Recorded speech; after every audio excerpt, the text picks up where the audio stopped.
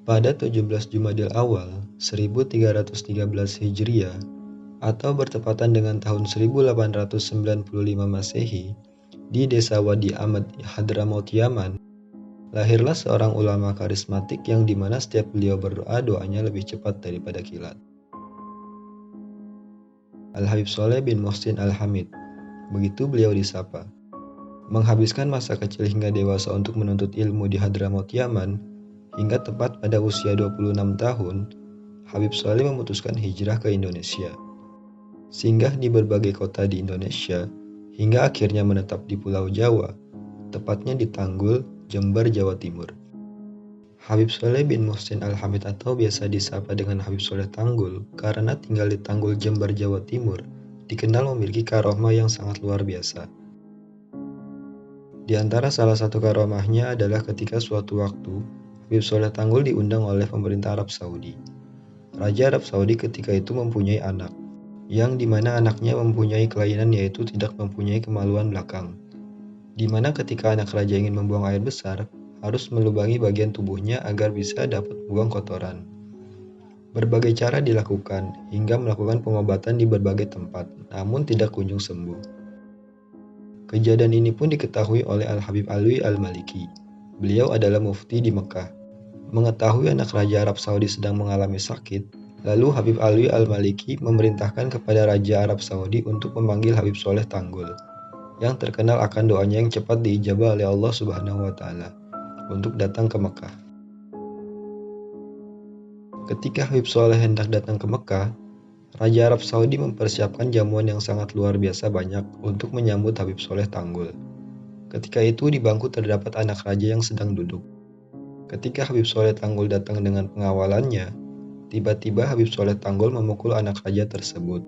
Anehnya dari semua orang yang hadir di tempat tersebut, hanya anak raja yang dipukul oleh Habib Sholeh Tanggul. Sontak anak raja pun mengerang kesakitan.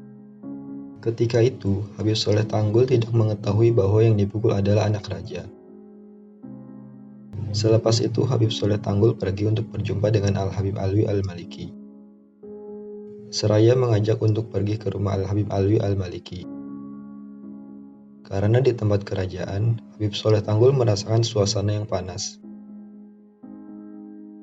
Habib Sholeh Tanggul berujar, karena banyak setan dan iblis. Ucap Habib Sholeh Tanggul kepada Al-Habib Alwi Al-Maliki. Mengetahui tingkah laku Habib Sholeh Tanggul yang dirasa kurang pantas oleh Raja pun menegur Habib Alwi Al-Maliki. Ini yang dimaksud wali, baru sampai tidak menghormati saya, ucap Raja. Tidak lama kemudian, terdengar teriakan dari dalam istana, dengan sebutan Allahu Akbar, Allahu Akbar. Ternyata yang berteriak itu adalah anak raja. Anak raja itu pun mengadu kepada ayahnya, bahwa lubang buatan untuk buang air besar sudah tertutup, dan sekarang saya mempunyai kemaluan untuk buang kotoran. Raja pun merasa keheranan. Lalu lebih lanjut, sang anak menambahkan bahwa tadi Habib Sholeh Tanggul menepuk bagian belakang saya. Dari situ pun Raja pun tahu, dan melihat secara langsung kekeramatan Habib Sholeh Tanggul. Sebagai tanda syukur, Raja pun ingin menghadiahkan Habib Sholeh Tanggul anak perempuannya untuk dinikahkan oleh Habib Sholeh Tanggul. Jika Habib Sholeh Tanggul mau, saya akan nikahkan Habib Sholeh Tanggul dengan anak saya. Dan saya akan memberi Habib kedudukan yang tinggi di sini, ucap Raja kepada Habib Sholeh Tanggul. Habib Sholeh Tanggul pun membalas dengan ketakwaannya kepada Allah. Habib Sholeh Tanggul menolak pemberian Raja tersebut, dan berkata bahwa di rumah ada istrinya yang menunggu saya pulang. Lalu Raja menawarkan hadiah lain, yaitu berupa emas 1 peti. Jawaban Habib Sholeh pun di luar dugaan, bahwa Habib Sholeh Tanggul menganggap dirinya lebih kaya dari Raja. Bila perlu saya yang memberi kamu emas 1 peti, ucap Habib Sholeh Tanggul kepada Raja. Habib Alwi Al-Maliki yang tepat berada di sampingnya membisiki Habib Sholeh Tanggul untuk mengambil emas 1 peti, guna untuk dibagikan kepada keluarga habaib yang miskin di Yaman. Maka dari itu, Habib Sholeh Tanggul sangat terkenal di Yaman, bahwa warga Yaman mengira Habib Sholeh Tanggul adalah Habib terkaya di Indonesia.